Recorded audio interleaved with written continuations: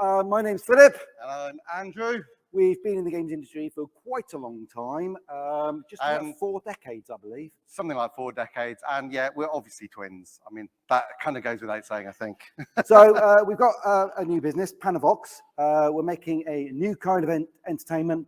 But today's talk is all about the evolution of interfaces. And we think it's quite important. This is roughly how we're going to roll through. It's important to celebrate the past and what's actually happened, because all of this stuff was cutting edge. I mean, this guy over here, I mean, what they were working on was cutting edge when they did it. And there's always the kind of, why are you looking back at the past? But actually there's also a lot to learn from the past of how people approached the transitions and the new controllers and everything else. We want to go through that. And then we want to talk about the future of inputs and how it determines what style of games can be made. So shall we start at the very beginning? It's a little bit of a history lesson, but as designers, hopefully most of you are designers in the room, think of it if you were back then and someone tells you that we're on a particular page, what would you make that would work? Obviously, we'll tell you what we think worked, but it's worth bearing in mind constraints. We've always had to deal with constraints. Yeah, we started with some pretty narrow constraints. Now you can do anything. Which actually, almost. It's like if you go to an artist and you say, like, draw something, and they go, well, which material and which, like, pencil, paper, whatever. Give me some subject matter. You sometimes need, and we obviously did a lot of film licenses and toy licenses and things like that. And it was actually really nice to work within constraints. And in the early days, we lived by what's the most we can squeeze out of these really harsh constraints. We would count clock cycles and bytes. Okay, so it all kind of started with buttons as your single input. And we've got Space War at the top. Anybody give me a year of what Space War was? Because I was absolutely staggered. I mean, I know it was the first, and I know it was early. Anybody? 67? Lower. Come on, interactive. Lower than that. 62. Who said 62? Yeah. 62. That was amazing. It was pretty much asteroids. It had 2 players, 2 spaceships that spurned around. You could fire torpedoes. You even had a hyperspace button. And a gravity well. And a gravity well, which asteroids didn't have, although it had asteroids. Okay, anyway, really early, that button input was required. Nolan Bushnell took that to an arcade machine, took the concept with computer space, put the buttons in, there's the missiles and the engines and everything. And all the games at that era, sort of late 70s, were all button controlled. I hoped to actually bring our Merlin along, but I couldn't find it in the loft, because actually that's the first kind of electronic gaming device we had. And then we played Space Invaders, and that was really cool.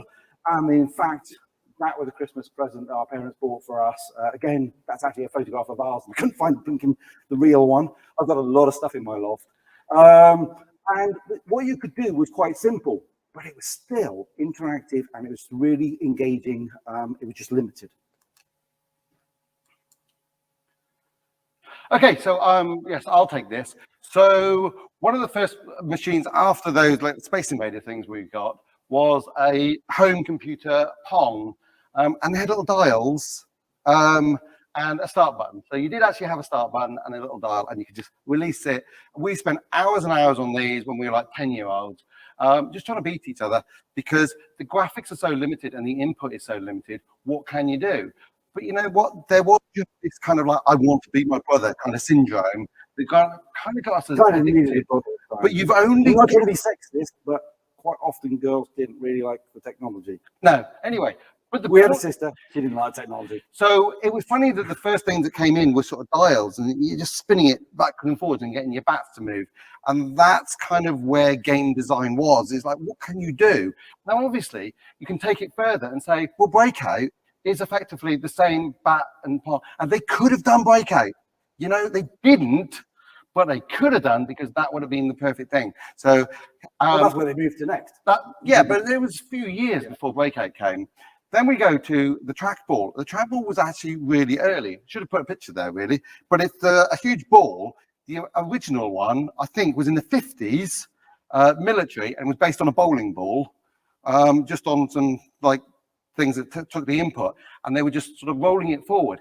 They put that into an arcade machine for missile command, but it was great because you could get that little cursor zooming around and shooting all these lines that are coming in. Try and do that with a joystick. It's bloody hard. Believe me, because we tried, and various other people on home computers tried to do this game with a joystick, and it was just so frustrating. You just couldn't get to the right point on the screen. Well, we did a clone of Centipede, which was that. Yeah. Actually, yeah. It's very frustrating. A bit of a struggle. Marble Madness came out, and this was an absolute revelation for us. I mean, because it looked 3D and it looked so cool, and it had really good puzzles and stuff. But psychologically, you're rolling a marble, a big marble, and it's rolling a marble on here, and you could roll it fast and roll it slow and stop it dead. And I think it was the sort of, that to us was just a revelation of how close the control came to the game itself, even though that's what came first. So I think that was really interesting how that relationship cemented that people got it. Joysticks, I'll do the joysticks one. Pac-Man was probably the first sort of character game, and another one where we kind of got a little bit addicted. At this point, we were just addicted to games and then trying to beat each other. So we just took turns. It's a single player game, whereas up to now, a lot of the games have been multiplayer, or two, which is kind of interesting in itself. But these like AI characters, they've got their own intelligence, and they each have their own different intelligence, working around the mazes, and the objective is really simple, just clear it. But it was based on a joystick. It really was just up, down, left and right, and that's all that mattered. But it meant that it was very easy to understand the concept, the controls, and was ported to everything, because as things moved on, as soon as we got keyboards, it was like, I could do Pac-Man, and I think it's probably one of the first games we tried to write. I think we can probably do Pac-Man to varying levels. The keyboard, so this is early 80s, so we had a Sinclair with Spectrum. We actually started on the Dragon 32 that no one's heard of by Mattel, but operating system by Microsoft, but at that point we didn't know who that was. But they made what effectively was a toy computer, the Dragon, which wasn't very popular, but it meant that we made our own games. But the thing is, now that we had a full keyboard, you could program them, and computers were sold as hobbyist things where you just type in listings and you make your own games. And we just all aspired to make Space Invaders and Pac-Man. That's us and all of our school friends, like the geeky ones, all just tried to work out how we could make these games, because it's all that we could see that we could make. We could just move. In fact, Space Invaders was difficult because it's got lots of things moving. Like Pac-Man was easy because it's only a few small things, and there were limitations. Problem is now, you could type full text, so you could program games, but when it actually came to controlling a game, what are the keys that you pick? And very quickly, people started to come down on a few sort of like Z and X for left and right and up and down and stuff. And there was a few standards that came out. And when we were developing Dizzy, we were like, let's just stick with a sort of like up, down, left, right mentality, even though we've got all these other keys. And we did see that other people started to use other keys, but you always felt that like you need to know, you need to read the manual, like it would be the inside of a cassette box, to know what the keys were if you went away from the up, down, left and right. So we always designed our games for that, and we found that other people did. You keep talking. Okay, right. Anyway, but it obviously opened up a massive, massive market for the UK particularly, because the Spectrum, the Amstrad, and things like the Commodore 64, even though they were American, they were actually popularized here more. Multiple languages as well. Multiple languages. They went across Europe. One leaf per language. Yeah. Actually, one of the reasons Dizzy was very successful is because we converted it. And the funny thing is, people are surprised that we converted it, because if you were doing Pac-Man, people just would release it all across Europe. But we made adventure games which had text. So we were stopped from releasing it across Europe because they wouldn't understand it. A French person wouldn't understand it. But we realized that, you know what, it's not a huge amount of text in these adventures. It was probably 1K of memory, or probably half a K of memory. So we converted them into European languages, but it felt like they'd been made for Europe. So they sold particularly well because we made a little bit of effort to put it into other languages, which makes it approachable, and people thought it would be made for them, like in France. Which is just an interesting thing because a lot of people kind of didn't appreciate why our game sold so well in Spain and Italy. Anyway, so with the advent of the ST and the Amiga and later the PC, because the PC wasn't popular for games for a long time, because it was bloody hard with all those CGAs and VGAs. Yeah. But once you had a mouse, you could now point directly on the screen, but that's assuming one hand is on the mouse and the other hand is on the keyboard. So now you have to change that up, down, left, right to being on a single hand, left hand, right hand. That became a thing, but it enabled new genres. So Lemmings was now possible because you could point at them. Populous, because you can sort of like group all your things, and Command and Conquer, you could group things and stuff. So suddenly being able to pinpoint and up the cursor keys was really powerful for what you could design. I'll go on to game controllers next. We're back to buttons. But the buttons are now hidden underneath little pads because that's nice and cheap. And actually that made everything much more accessible. I say much more accessible because producing a console was a lot cheaper to manufacture, therefore to put into the hands of the consumers, the audience, the players, but it's also really understandable. Left, right, up, down, action button A, action button B, oh, and there's a start button and a select if you need it. And that made it so accessible. And I know the NES was not as popular in the UK, and Sega, who kind of copied slightly, were inspired by Nintendo, was a bit more popular in Europe. But in America, I mean, this thing went absolutely nuts. I mean, people didn't talk about playing computer games or video games, people talked about playing Nintendo. And obviously we've got Mario showing up there. This made games mass market, accessible, in a way that had never been done before. And obviously it started the whole console revolution. And we then led on to the sort of the Sega, obviously, but then PlayStation came into the market, and later obviously Microsoft came into the market. And these controllers, it was like, well, that's your interface. That is what you see. And so very quickly, to do a bit of one-upmanship, everybody was kind of adding more and more and more buttons. So PS1 added the shoulder buttons, PS2 added the joysticks, and we obviously got the rumble in there. And all of a sudden, more and more games and experiences are possible. And then at the end, I mean, PS5, I mean, it's controllers on steroids. The only problem with all these controllers and just adding more and more and more buttons and everything is it's fantastic for your gamers, the gamers who are already part of your audience. And which is a big market, don't get me wrong, and it's an important market, but it does make it less approachable for new people into sort of games. Have you ever tried giving your mum or something a PS5 controller and go, off you go? So, I don't think so. It's a little bit scary. So the more buttons, the more you're playing to the core market, as opposed to the mass market. Okay, so obviously Nintendo decided to go their different way, as they do. Nintendo are kind of famous for, we'll do it our way. Sometimes it's worked, sometimes it hasn't. So the Wiimote, we've designed games for pretty much launch on every console. So we get these things beforehand, and we kind of had this wand thing. It was our launch game was SpongeBob Revolution, because it was called the Revolution during development. When they were told it was called a Wii, we were like, SpongeBob Wii, I think we'll have to rename that. Anyway, but you had this wand, and then we're trying to make a relatively traditional adventure game out of SpongeBob. And it was weird because you've got the bar with a separate little wire that you got to put on the TV. It was about that long. In depth. Yeah, during development. It was about that long. The mouse cursor was pretty rubbish. And when the sun comes out, it would just not work. So you had to close the curtains. I have that with 3D TV, actually. But you had to close the curtains.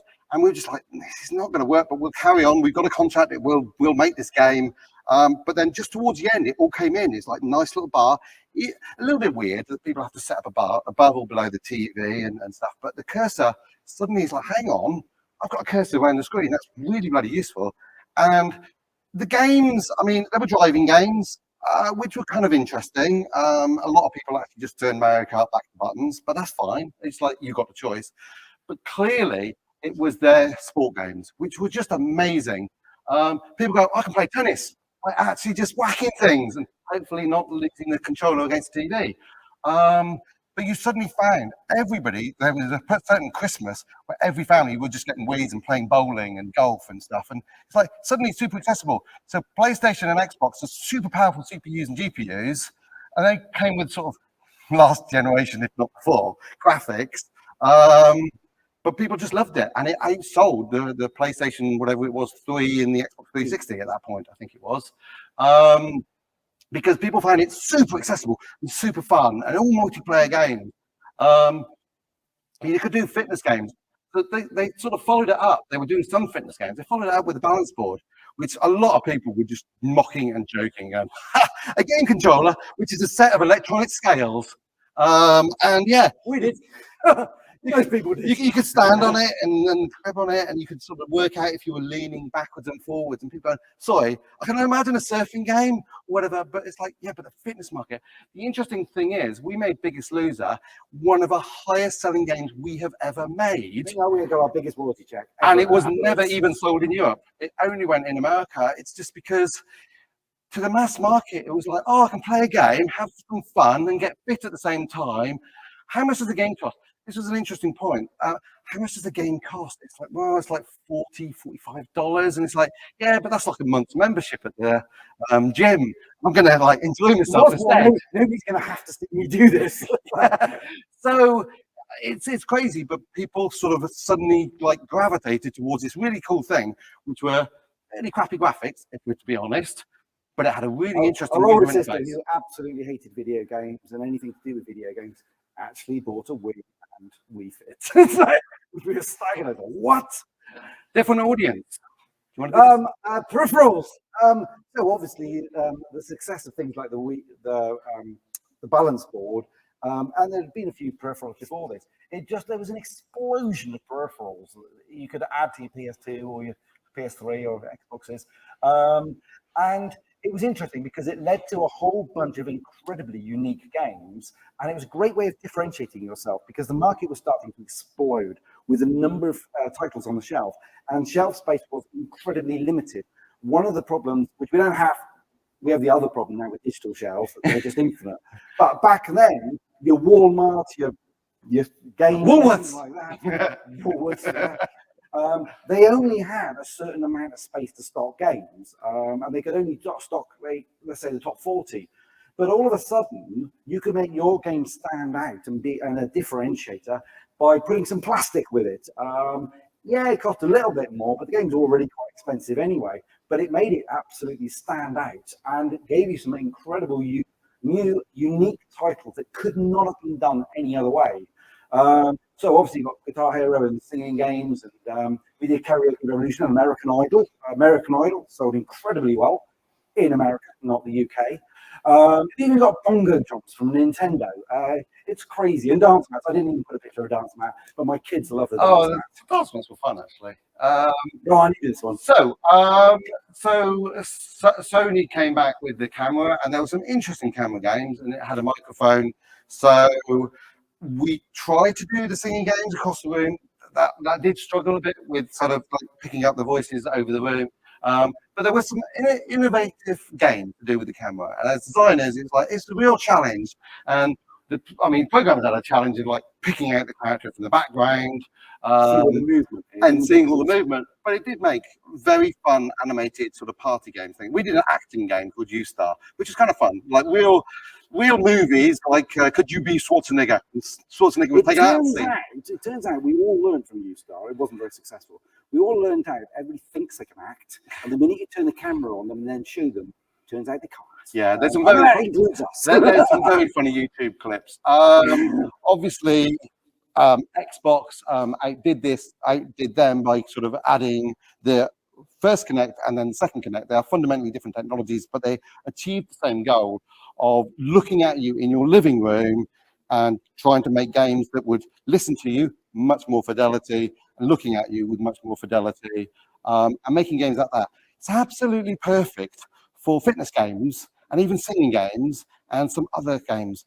But one of the issues they had is they tried to force it on everyone, and it was quite an expensive device. And to say you are almost going to pay for it, whether you like it or not, like for the second one, was just not very popular within the gaming community.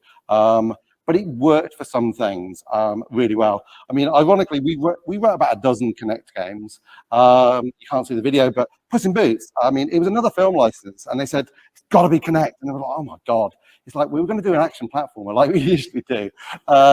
We were going, thank God it's a sword fighter, because you can be very animated, like sword fighting, and because I mean, we actually got it working on the iToy as well. So it actually did go out on the iToy, and it went out on the Wii, because you can sword fight on all of those.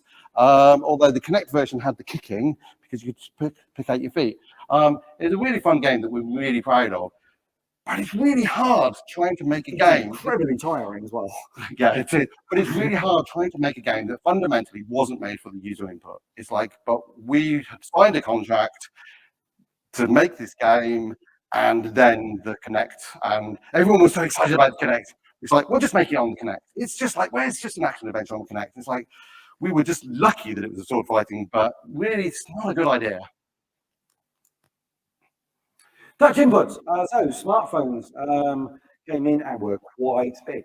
But one of the problems of when you first sort of saw the smartphones is that everybody was just trying to sort of take the traditional games they were doing and try and just put them straight on, sort of port them over. And to a certain extent, the publishers who were sort of paying the developers back at the time were also encouraging a lot of it.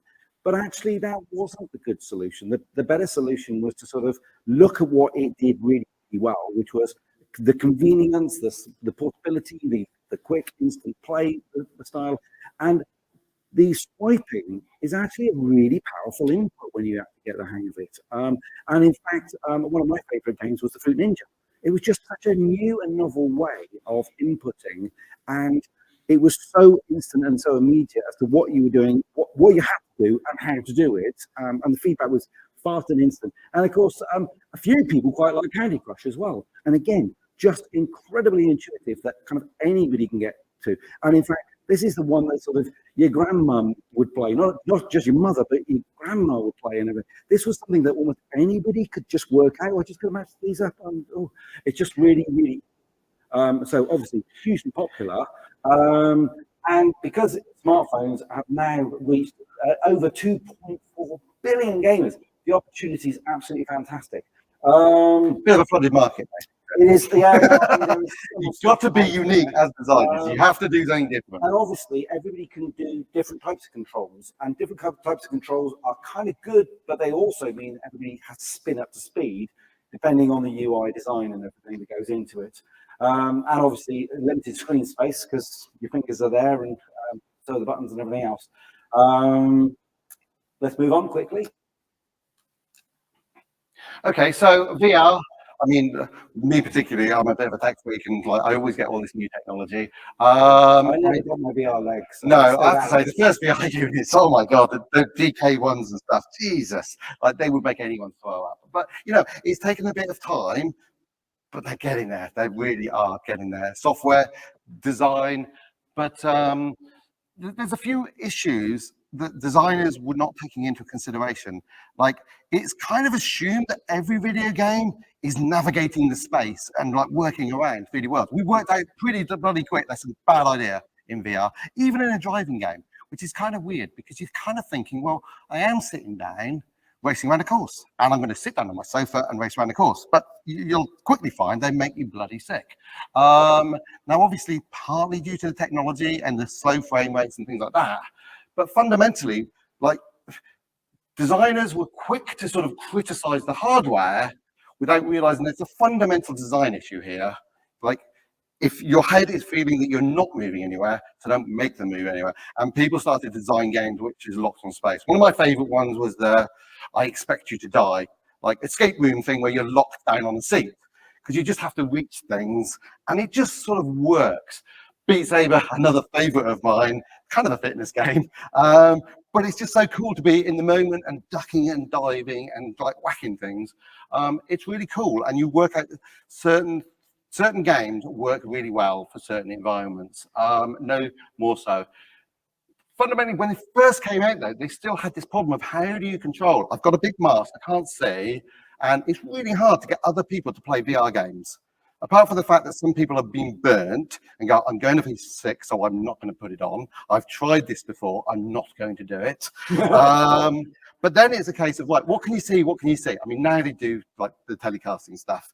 But you're trying to say, well, press the B button, press the home button, and people are making things too freaking complicated, you know? Just make it easy.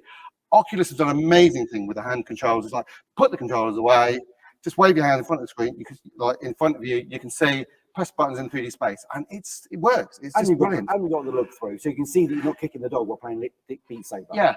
The funny thing is, people always look to. I've seen a lot of negativity in designs, and people say, "Well, the hand thing's not going to work, is it? Because like, how many fingers am I holding up? Ah, it doesn't know." It's like, yeah, but you design with the idea that things are all in front of you. Like, if your 3D space in VR is in front of you, you can see your hands, and don't design a way where you put your hands over top of each other. I do see people always looking for the negatives in certain inputs and saying, well, it won't work rather than this the case. opportunity. It's the opportunity for the designer to design something that never has that becoming an issue. In Beat Saber, well, it doesn't use your hands, but in Beat Saber, you're kind of like doing this sort of thing, which you can pick up pretty flipping easily. Yeah, make the experience suitable for what it is, and don't try to force things onto it that don't work. But be open-minded to the fact that completely new genres are possible because of what they've given you. So, with so many user interfaces, what is left? Can there be any other genres? And that's actually something that me and Andrew went into a few years ago, doing lots of talks at universities about what is there that's new and futuristic. And guys, you've got an equal chance to sort of come up with the answer as those people who've been doing the game for many, many years. And we came to a conclusion that we think the next input should be natural language speech, your voice. Most people have voice. We did voice games back at Blitz. I mean, back on the Kinect, quite a few of our Kinect games, and even the menu were voice. You could say start. There was like single words. They were limited, they were basic, and they were criticized. But then as time went on, you realize that actually everyone is getting used to just talking to their phones. I was going to say that Siri, I mean, I'm iOS, Andrew's Android. I mean, I don't ever kind of use, when I want to get a phone number, a contact number, I want to write a text or anything, it's all voice. I just voice for everything. And it frustrated the hell out of me that there's no kind of real deep input, like experiences using voice properly. As a kind of a sci-fi fan, I always wanted to sort of talk to AI characters and those characters to just talk back to me. You want to go to the next slide? But we know, the maths likely know that you can talk to your phone or your smart speaker or whatever, it understands you and it kind of does it. But you ask it to set a timer. You ask it for what the weather is. You kind of say, well, who's the actor in that film? It understands and it responds. Isn't that bloody amazing? Very deep. Anyone in the world almost knows that, even in different languages. So where's the entertainment? The entertainment is, can you play me a song? It's like, for God's sake, make that the entertainment. Yeah, so what we wanted to do is look into if you could make entertainment using natural language and natural conversation, talk to intelligent AI characters that understand you and talk back. So that's what we've been working on with our new app called RichCast. And we've been learning lots of lessons along the way. So things like, there's a thing like keywords, right? When you're typing in Google, some people just type the odd keyword and some people type full sentences. Now, there's an interesting thing as a designer that in our new thing, it's like you're kind of looking for keywords, but you want the people to speak in full sentences. And this is something that some of our creators who are making content for us now are just not getting, or it just seems to be something that is not understood. They go, well, I'm looking for certain responses, so I want them to say this sort of sentence. It's like, yeah, but you don't need to say the sentence, just say the keywords. But then it's not keywords, because in voice recognition, it's more than keywords. It's what they call intent words. So it's like, what is their intention, and not just the keywords? Which you can imagine Google in a keyword sort of way would do the singular and plural. If you were looking for holiday, then it would look for holidays and holiday within strings and things. Although that's not a very good example. Something that has a different happy and happiness, like they're completely spelled different, but they have the same inference, so the same intent. And that's the sort of lessons that we're busy learning in making conversational AI characters. Yeah, so what we're trying to do is try to make sure that we know that it's very, very good for fiction and non-fiction, for storytelling and for facts and going through things. But we're not the people with all the content. What's actually important for something like this is to have lots of rich content. So rather than us say, well, make all the content, we have commissioned a few example pieces. We thought the most important thing is to actually put it into the hands of creative writers. I mean, we want people like the next JK to come to our platform and use our tools and not be intimidated by it, not have to feel that this is a scary place to sort of work in. So we wanted it as simple as possible. And the tool set that we've come up with, it's phenomenal. I mean, we didn't imagine it originally, and I have to say, all credit to the team. We've got quite a big team now. They've come up with a system which actually has turned out to be easier to use than Scratch. And Scratch is taught to primary school kids. Our system is actually easier than that. And within an hour, people can actually have conversations with AI characters that they've set up and choices between them. Works incredibly well. And you know what? It is really magic when you sort of start talking to these AI characters and making all these decisions, and they're talking back to you, and you're taking all these different paths through this complex story. But it's the problem with this is we started off thinking, well, how would you make interactive podcasts? How would you have a podcast that talk to you, you talk back, it understands you, it reacts and changes. So, but we were saying that it needs to be, we'll make the tools and a platform, but then a podcaster has to be able to use it to create something interesting. And that was kind of the challenge that we had, make it super simple. Obviously, when we started down this avenue, we started looking at what's out there. There are some things that do voice recognition. There are some apps. They tend to be singular, one-off, semi-experimental. And you know what? They get lost on the App Store. Well, no surprise there, especially if you try and charge. And that's like, as designers, you've all got full, like you are trying to pay the bills. But if you try and charge for anything, then people just ignore you. So then you start looking at the smart speakers or whatever. And like, people like Amazon will give you grants to make games. And we played some of the games on Alexa, but if you think discovery is a problem on the App Store, take the screen away. Take the screen away. Now, discover those games on Alexa. They are there. They're kind of interesting. A bit experimental. But they're a bit experimental. And we started down that route thinking, well, wouldn't it be cool? Because you could be out walking your dog or whatever and just be playing kind of adventure games, talking to AI characters. Hey, cool, solve a mystery. But then you're going, no, you can't, because generally Alexa is a smart speaker that's in your kitchen or your living room or whatever. It's like, we are banking on the fact that anyone with a smart speaker owns a smartphone. I think it's a safe bet. It's a fairly safe bet. And we can download it like a podcast player, just for free. Quickly move on. So this is how it pans out. This is a 3-minute video. I remember it was bitterly cold that morning in 1896. An icy fog blanketed the city, while freezing rain swiftly soaked the clothes of any of those who were hardy enough to venture out. I burst into the cosy sitting room of 221B Baker Street to find Mr. Sherlock Holmes hard at work on one of his experiments. Holmes, Sir William Blanchard, has died, and it looks like a murder. Right. Oh no, who's that? He was one of the Empire's greatest adventurers, traveling the world, discovering lost empires, and finding priceless artifacts. Shall we attend right away? Absolutely, yes, let's go. Good, I'll get my hat. We were soon in a growler, the horses pulling us swiftly through the London bustle towards Sir William Blanchard's abode. Sir William Blanchard's house was as impressive as the man himself. Dr. Watson, Mr. Holmes, thank you for coming over. It's a very perplexing case. The victim is still in his bedroom, so you might want to start there. The valet is in the drawing room, awaiting your question. Then there's the garden, which we've not disturbed, as per your requirements. Where should we go, Holmes? Let's go up to the bedroom and see the body. A sorry sight, isn't it, gentlemen? I'll give you the lay of the land, and then you can inspect the scene. Sir William lays there as we found him. He was stone cold when we arrived. Where would you like to start? Let's start by looking at the body.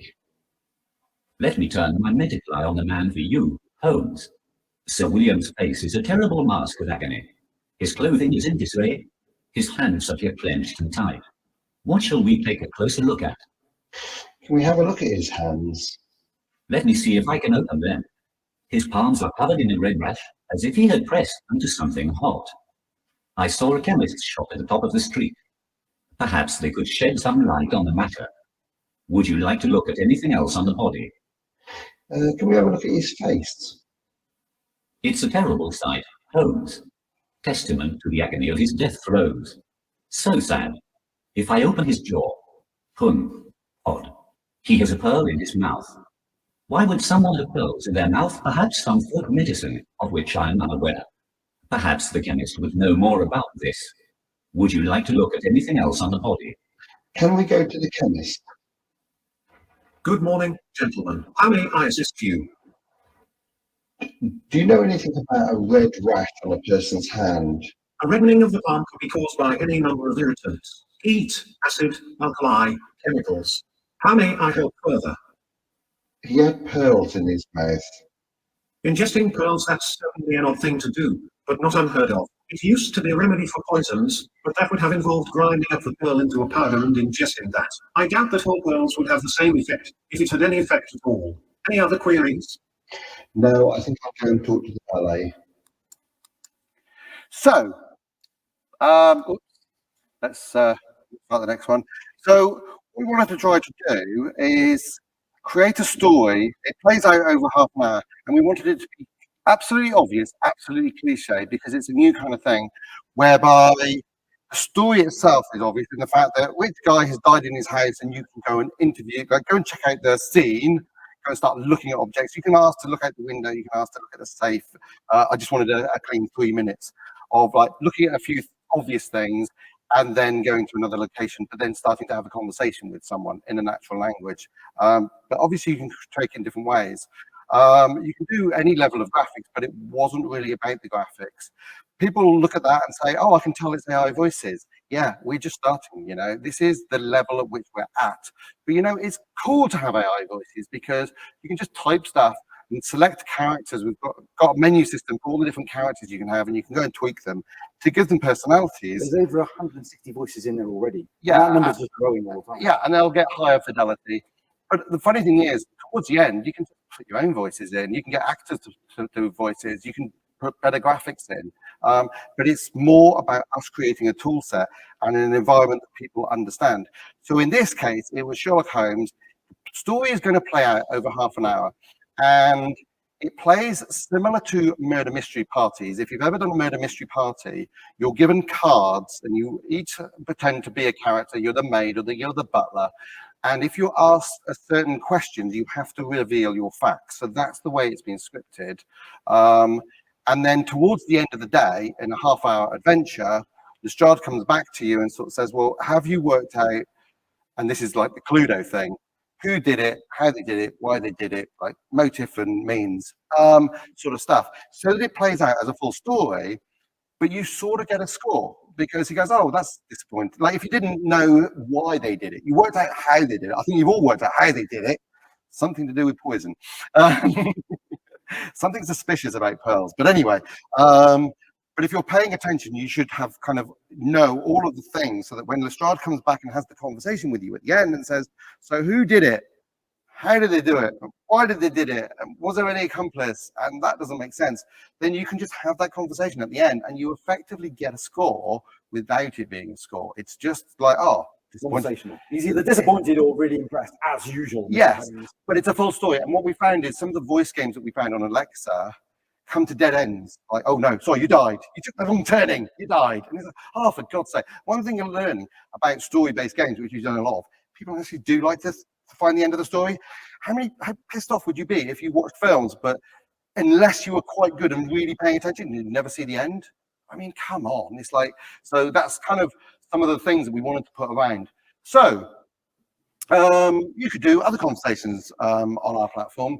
We were doing an interview with a guy who does retro games, and he interviewed us and then said, what are you working on? And we said, oh, this interesting sort of new platform with tools where you can make you can talk to people, and it could be used for podcasters or YouTubers. And he goes, well, I'm a YouTuber, obviously. So he said, can you try it out? So he had a go at making something within our tools, which is kind of interesting in a fun sort of way. And I'll just play it so you can listen. Welcome to Solo Game Show, the video game quiz show.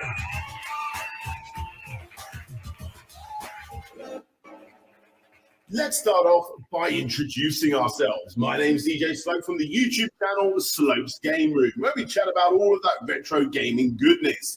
You know, the good old days of Sega versus Nintendo. What about you guys? Who's your favorite company? Is it Sega or Nintendo?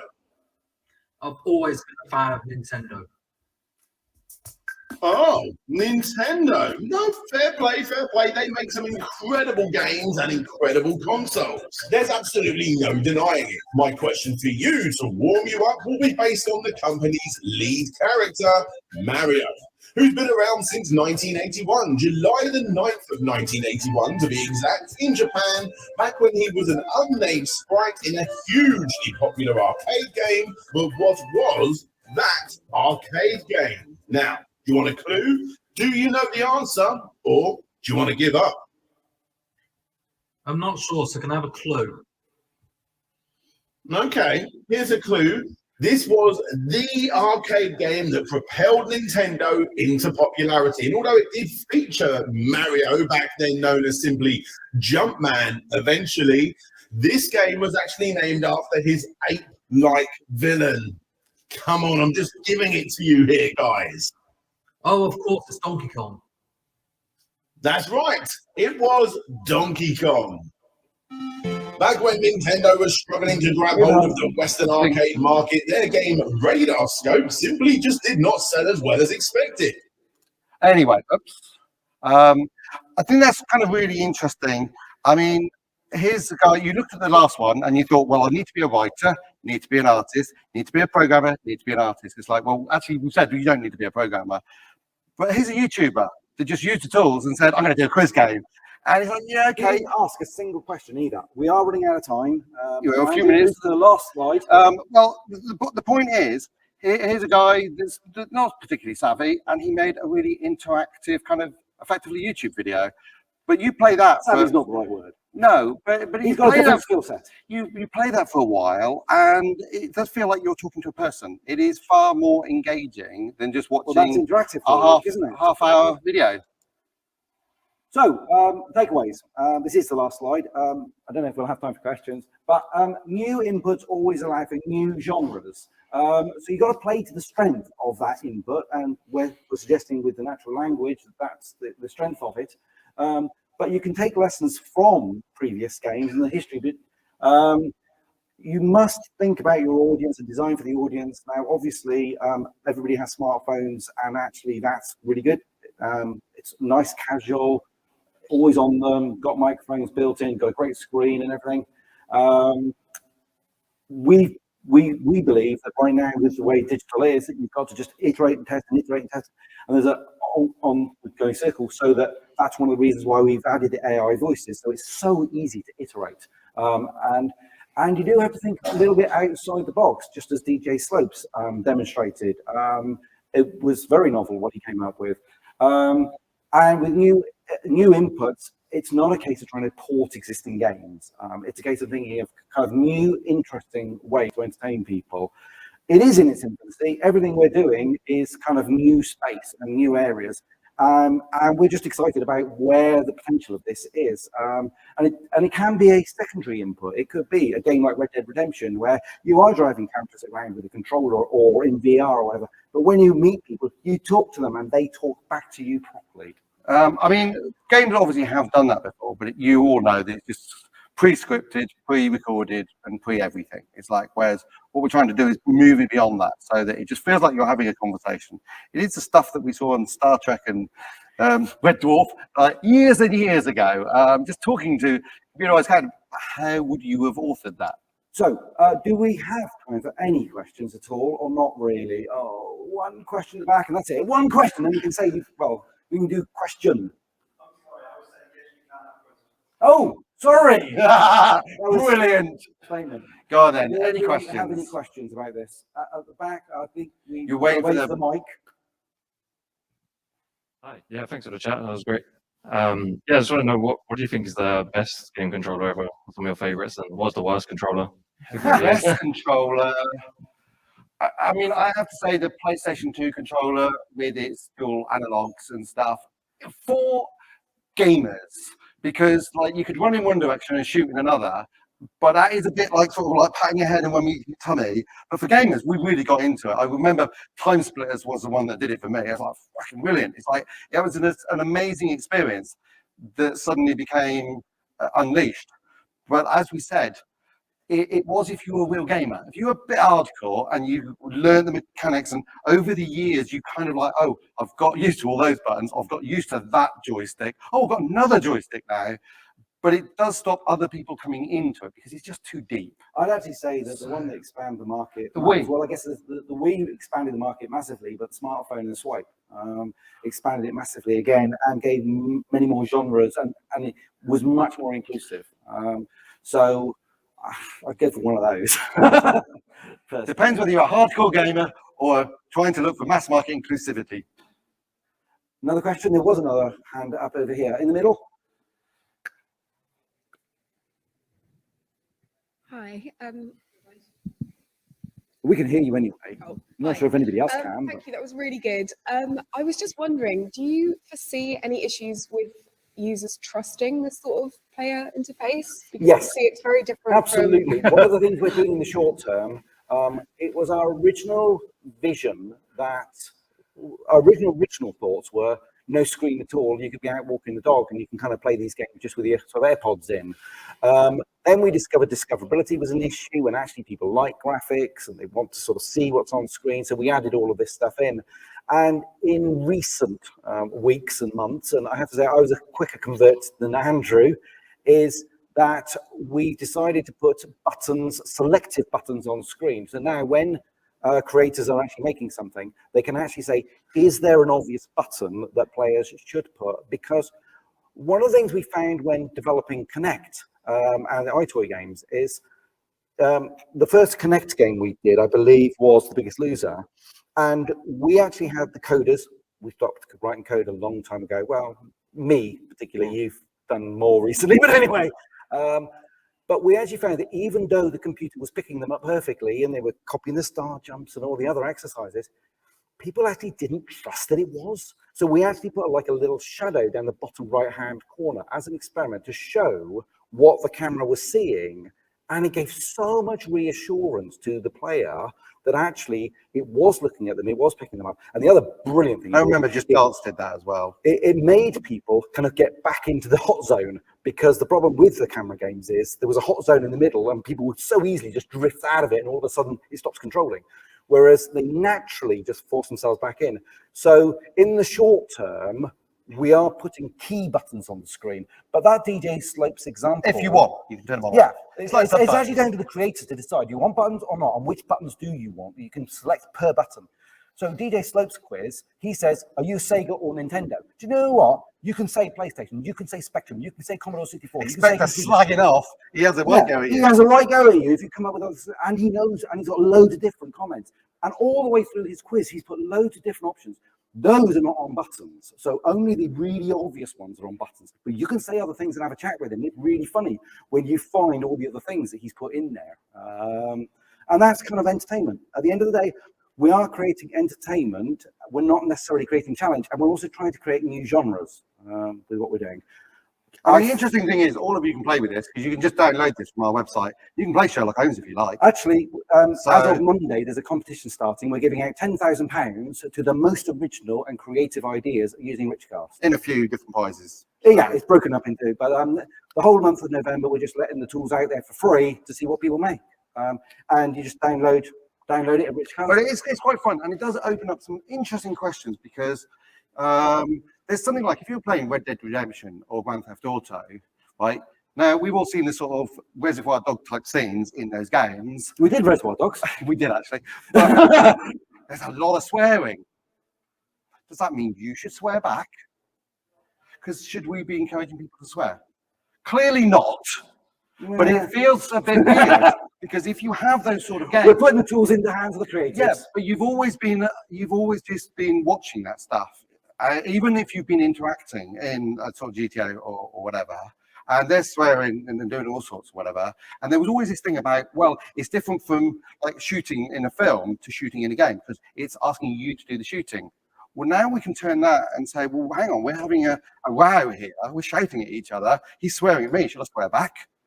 It's like, because therefore we got to program it to understand all the swear words, which actually, certainly on console, you're definitely not supposed to do anything to do with swearing. So there's just some interesting sort of issues. There've been lots of challenges for the last year, but I'll be honest, obviously, it's fun. We've got quite a track record of trying to solve new technical problems. And actually, this has been a real blast, trying to solve all these kind of new problems. And we've had great fun doing it, but we know we've only just scratched the surface. So anyway, I hope you enjoyed the talk. And go and play. Thank you. Thank you.